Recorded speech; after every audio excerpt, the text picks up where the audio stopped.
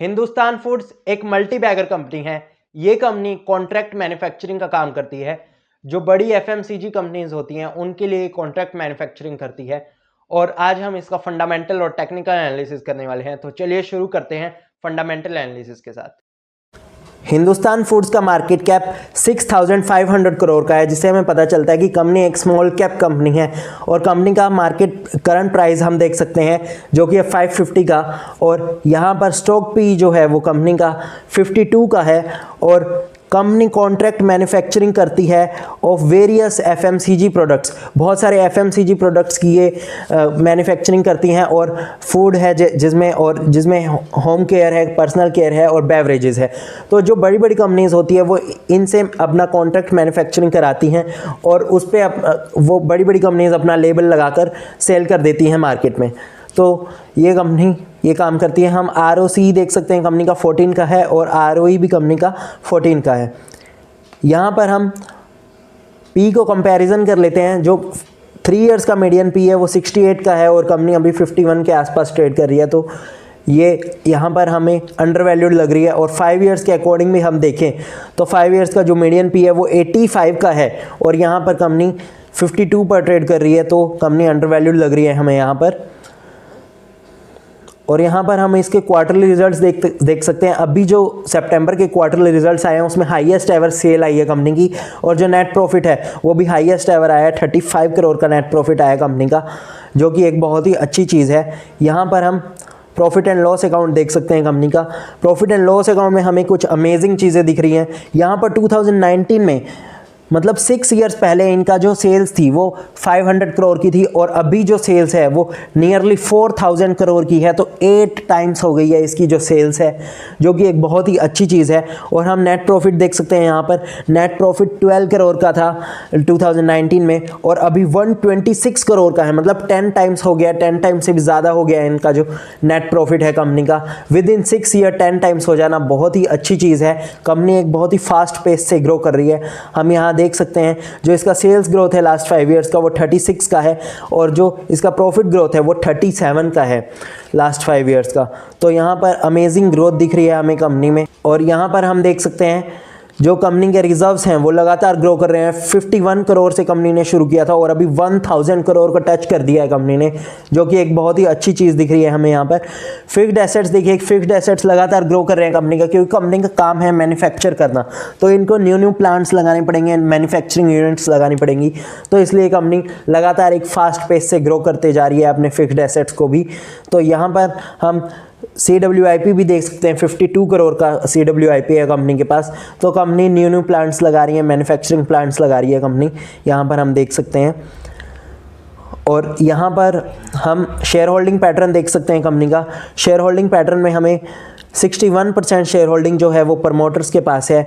और यहाँ पर हम देख सकते हैं जो FII है उसने अपनी होल्डिंग लगातार इंक्रीज़ की है। यहाँ पर 3% की थी और अभी नियरली 6% के आसपास है। तो 3% की इंक्रीज़ है, मतलब डबल हो गई है इनकी जो शेयर होल्डिंग है। और यहाँ हम DII को भी देख सकते हैं। 6% की होल्डिंग थी एक टाइम पर और अभी 14% की होल्डिंग है DII की। तो ये भी लगातार इंक्रीज़ करते जा रहे हैं। और यहाँ पर हम देख सकते हैं पब्लिक में सिर्फ 4% होल्डिंग ये लोग के एक HNI के पास है। और यहाँ पर हम देख सकते हैं कि जो 14% होल्डिंग है सिर्फ वो पब्लिक के पास है। बाकी 86% जो होल्डिंग है वो स्ट्रॉन्ग हैंड्स के पास है। और यहाँ पर हम कंपनी के जो टारगेट्स हैं वो देख सकते हैं। Management aims to achieve ROE of approximately 17 to 18% in mid term. 2027 तक ये अपना 17% का जो ROE का टारगेट है वो अचीव कर लेंगे। और यहाँ हम देख सकते हैं कि कितने का ROE चल रहा है कंपनी का। अभी यहाँ पर हमने देखा था 14 का ROE चल रहा है और इसको ये 17% तक ले जाएंगे। मतलब जो इनके रिजर्व्स में ग्रोथ होगी वो तो होगी, साथ में इनके जो ROE की ग्रोथ है वो भी एडिशनल ग्रोथ हम इसको मान सकते हैं। बहुत तेज़ी से ग्रो कर रही है कंपनी। और कंपनी टारगेट कर रही है 30%, 25 to 30% के आसपास ग्रो करने का टारगेट कर रही है कंपनी। यहाँ पर हम देख सकते हैं, इसको पूरा रीड कर सकते हो आप एक बार। और यहाँ पर हम अब इसके चार्ट पैटर्न पर चलते हैं। हम टेक्निकल्स देख लेते हैं कंपनी के।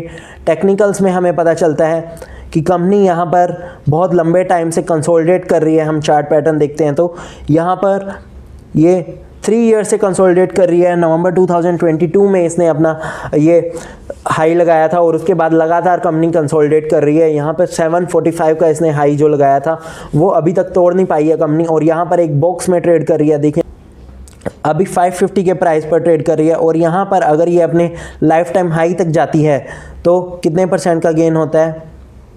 लाइफ टाइम हाई पर जाती है तो 35% का गेन होता है इस कंपनी में, जो कि एक अमेजिंग गेन है। और यहाँ पर ये जाके रुकने वाली नहीं है। यहाँ पर जैसे कि हमने पहले देखा कि कंपनी का एक ये बिहेवियर है, इसका एक पैटर्न है, एक बॉक्स में ट्रेड करना और उसके बाद एक अच्छा खासा ब्रेकआउट देना।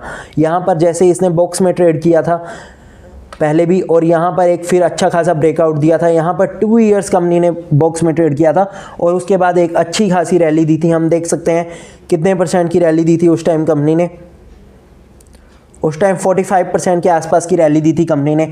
और अभी अगर ये अपने इसको ब्रेकआउट करती है इस बॉक्स को, तो यहाँ पर उससे भी ज़्यादा अच्छी रैली देगी, क्योंकि यहाँ पर जो इस बॉक्स में कंपनी ने 2 ईयर्स इसने कंसोलिडेट किया था और अभी यहाँ पर कंपनी ने 3 ईयर्स ऑलरेडी हो चुके हैं। तो यहाँ पर हमें लगता है कि कंपनी एक बहुत ही अच्छी रैली दे सकती है। अगर हम 50% की रैली भी माने तो 1000 तक जा सकता है इसका प्राइस, और अभी कंपनी 550 पर ट्रेड कर रही है। नियरली डबल हो सकता है, 1100 तक जाएगा तो डबल हो जाएगा कंपनी का प्राइस, और जो कि एक बहुत ही अच्छी चीज़ है। यहाँ पर हमें सीधा सीधा डबल होती हुई नज़र आती है ये कंपनी विद इन 1 ईयर। और तो thank you for watching the video. Kindly like, share and subscribe. Thank you.